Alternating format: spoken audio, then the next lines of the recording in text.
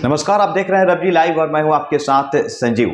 आज केंद्रीय वित्त मंत्री निर्मला सीतारमण की तरफ से संसद में बजट को पेश किया गया। बजट पेश करने के बाद अब सियासी गर्माहट भी देखने को मिल रही है। जिस तरीके से मोदी सरकार पर तमाम विपक्षी दल के जो बड़े नेता हैं वो लगातार कहीं ना कहीं मोदी सरकार को घेरने की हमेशा कोशिश करते हैं, और आज जो बजट पेश किया गया है मोदी सरकार की तरफ से, इस बजट पर भी अब तमाम विपक्षी दल के नेता की प्रक्रिया आना शुरू हो गया है। तमाम विपक्षी दल के नेता की बात कर ली जाए, कांग्रेस की बात कर ली जाए, जो कि देश में एक विपक्षी दल की बड़ी पार्टी है कांग्रेस की तरफ से राहुल गांधी का ट्वीट आया है। मोदी सरकार को उन्होंने 0 दिया है।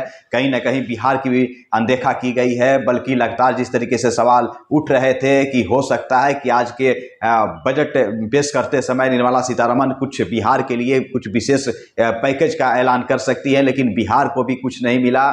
एनडीए गठबंधन के जो घटक दल हैं बिहार में, जेडीयू, उनके संसदीय बोर्ड के राष्ट्रीय अध्यक्ष उपेंद्र कुशवाहा ने ही आरोप लगा दिया बीजेपी सरकार पर कि बिहार को निराश किया गया है, कहीं ना कहीं बिहार को अनदेखा किया गया है। लगातार जिस तरीके से बिहार को विशेष राज्य की दर्जा की मांग की जा रही थी उसे कहीं ना कहीं पूरा नहीं किया गया है। तो वहीं बीजेपी की तरफ से संजय जायसवाल, जो कि प्रदेश अध्यक्ष हैं बीजेपी के बिहार का, उनके तरफ से उपेंद्र कुशवाहा के इस बयान पर पलटवार करते हुए कहा गया है कि उपेंद्र कुशवाहा बुद्धिहीन हो गए हैं। उन्हें थोड़ा सा भी नहीं दिख रहा है कि जो बजट आज पेश किया गया है वो देश हित में है, लोगों के हित में है, गरीबों के हित में है और विद्यार्थियों के हित में है। लेकिन लगातार सवाल उठ रहे हैं जिस तरीके से आज बजट में 60 लाख रोजगार देने की बात की गई निर्मला सीतारमण की तरफ से, मोदी सरकार की तरफ से, उसका कोई रोड मैप नहीं बताया गया कि आखिरकार 60 लाख रोजगार का रोड मैप क्या होगा। उसको लेकर के पप्पू यादव का भी एक वीडियो सामने आया हुआ है। क्या कुछ पप्पू यादव बीजेपी सरकार पर कह रहे हैं, जरा उसको सुनिए।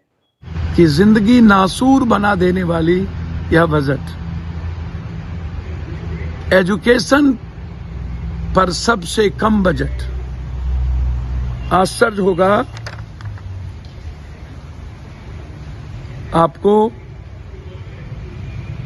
कि पूरे दुनिया में 10 से 15% जीडीपी का स्वास्थ्य पर बजट होता है। हमारे यहां जीडीपी का मात्र 1.3, मतलब पूरी दुनिया में सबसे कम बजट स्वास्थ्य पे। आप सोचिएगा, जिसकी जरूरत हर घर के हर बच्चों को, हर महिलाओं को, एजुकेशन पर अगले साल से भी कम बजट। हायर एजुकेशन पर 1,500 करोड़ रुपए को घटा दिया गया।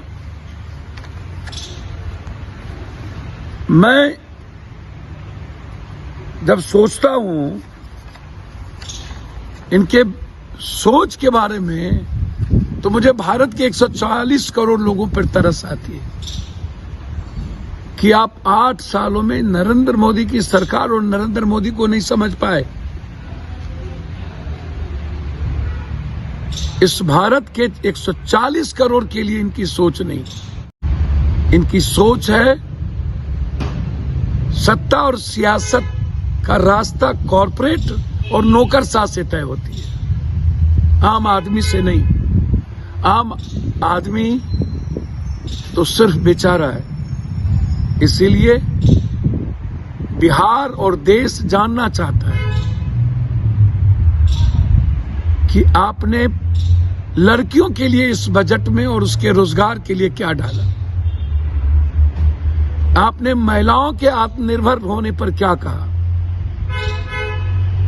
आप एमएसपी कानून पर आज तक कुछ बोले नहीं। मैं दूंगा, करूंगा, लेकिन कानून नहीं बनाऊंगा।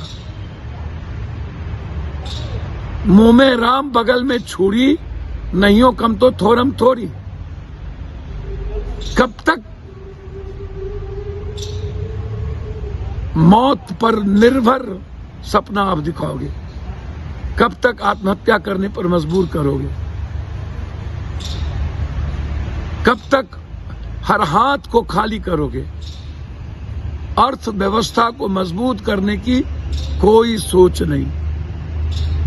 मनरेगा पर 3 गुना बजट बढ़ाना चाहिए, उस पर कोई मतलब नहीं। फूड प्रोसेसिंग और पर्यटक पर कोई मतलब नहीं। तो साफ तौर पर आपने देखा कि जिस तरीके से लगातार बजट पेश होने के बाद तमाम विपक्षी दल के नेताओं का बयान आना शुरू हो गया है और मोदी सरकार को फिर से एक बार घेरने की कोशिश की जा रही है। हालांकि बीजेपी के तमाम बड़े नेताओं का कहना है कि यह बजट आम हित में है, गरीबों के हित में है, जनता के हित में है और कहीं ना कहीं इस बजट में रोजगार को भी ध्यान रखा गया है।